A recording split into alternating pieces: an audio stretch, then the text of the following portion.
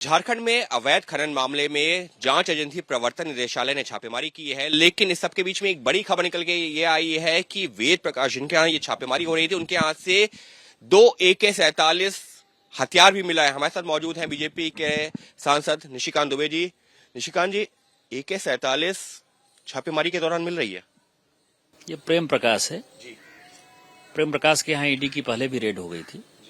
प्रेम प्रकाश को सत्ता के गलियारों में सभी जानते हैं कि शुद्ध दलाल है। जो मुख्यमंत्री के सबसे करीबी हैं अमित अग्रवाल, जो अपने आप को व्यवसायी कहते हैं, वैसे तो कर तो दलाली ही रहे। तो अमित अग्रवाल, प्रेम प्रकाश और मुख्यमंत्री हेमंत सोरेन की एक तिकड़ी है जो सारे जिलों में SP, DC, सेक्रेटरीज, बालू कैसे बेचना है, तेल कैसे बेचना है, गिट्टी कैसे बेचना है, दारू कैसे बेचना है, मिड डे मील स्कीम में कैसे दलाली, मतलब शुद्ध दलाली का काम करते हैं। उनके यहाँ ईडी की छापेमारी हुई थी, उन्होंने बचने की कोशिश की। आज ईडी की फिर से रेड हुई क्योंकि उन्होंने अपने डाटा को जो है फेंक दिया था। नए फोन ले लिए थे, ईडी ने किसी तरह से रिट्रीव किया था उस डाटे को। उस डाटा के आधार पर 17-18 लोकेशन पर छापेमारी हो रही थी और उसी में AK-47 पकड़ा गया। अब जो सबसे महत्वपूर्ण है कि आपको ध्यान हो कि अवैध माइनिंग जो है झारखंड में चलता रहा है। NIA की रेड लगातार वहां होती रही है। आतंकवादी और नक्सलवादी गतिविधियां जो है बहुत भयंकर तौर पर किसी तरह से झारखंड ठंडा हुआ था। अब सत्ता के जो केंद्र बिंदु में मुख्यमंत्री हेमंत सोरेन हैं, उनके करीबी प्रेम प्रकाश के यहाँ यदि AK-47 पकड़ाता है तो ये दिखाता है कि स्टेट स्पॉन्सर्ड आतंकवाद और नक्सलवाद वहां चल रहा है। और इस कारण से मैंने रिक्वेस्ट भी किया, तो आपके माध्यम से रिक्वेस्ट कर रहा हूं कि चूंकि ईडी के रेड में पकड़ाया है तो NIA को ये जांच अपने हाथ में ले लेनी चाहिए। और चाहे बदमाश कितना हो, बड़ा क्यों नहीं हो, जिसने भी इस देश को तोड़ने की साजिश की है, जो आतंकवादी और नक्सलवादी गतिविधियों में लिप्त है, भ्रष्टाचार का तो पहले से पैसा मिल ही गया था। आपको पता है कि सेक्रेटरी माइंस के यहाँ 20 करोड़ पकड़ाया था, इनके विधायक प्रतिनिधि के यहाँ 20 करोड़ रुपया पकड़ाया था। तो पैसे अलग बात हैं, लेकिन ये देश तोड़ने की गतिविधि है। ISI और तालिबान जैसे लोगों के साथ इनके संबंध है। इसके ऊपर NIA को जांच करनी चाहिए और सब कुछ सामने आ जाएगा। आप ये कह रहे हैं कि ये मुख्यमंत्री के करीबी है और इस वजह से मामला और ज्यादा गंभीर हो जाता है क्योंकि एक तरह से शय मिली हुई है, आप ये कह रहे हैं? सैया भय कोतवाल तो अब डर काहे का। AK-47 यदि आप खुलेआम घर में रखते हैं और कोई पुलिस आपको जांच नहीं करती, ऊपर से आपको बॉडीगार्ड मिला हुआ है, तो आप क्या कहिएगा कि पुलिस के संरक्षण में ये सारी बातें हो रही हैं? और बॉडीगार्ड कौन दिया हुआ है, संरक्षण कौन दिया हुआ है?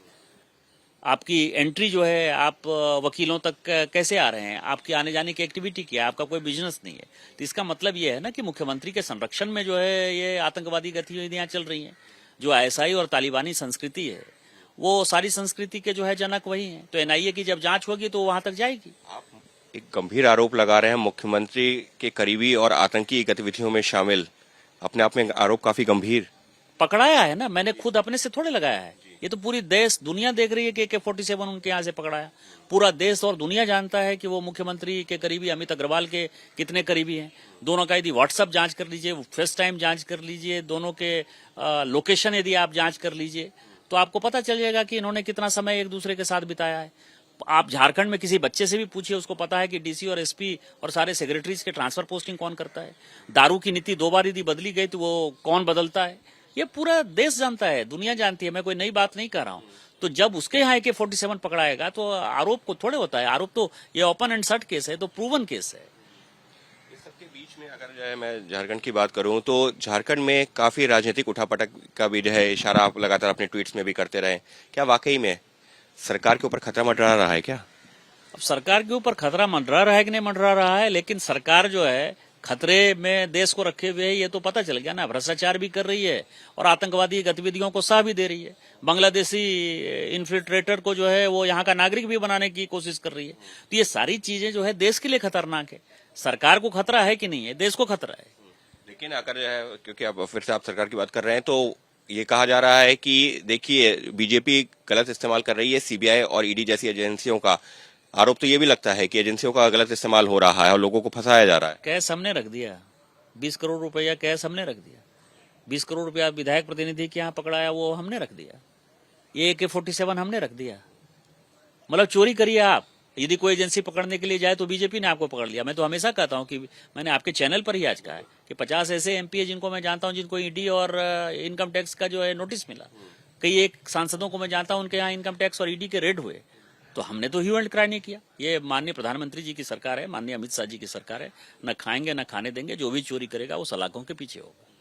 साफ तौर पर निशिकांत दुबे जी का साफ तौर पर जो है यही कहना है कि देखिए जिस तरीके से छापेमारी के दौरान हथियार मिल रहे हैं वो अपने आप में गंभीर मामला है, और ये हथियार मिल किसके पास से रहे हैं? उस शख्स के पास से जिसको मुख्यमंत्री का करीबी बताया जाता है। और ऐसे में अब एनआईए जांच की भी मांग की जा रही है, क्योंकि ये हथियार मिलना, इस तरीके का हथियार मिलना, AK-47 ऐसा हथियार मिलना निश्चित तौर पर मामले को अपने आप में काफी ज्यादा गंभीर बना देता है।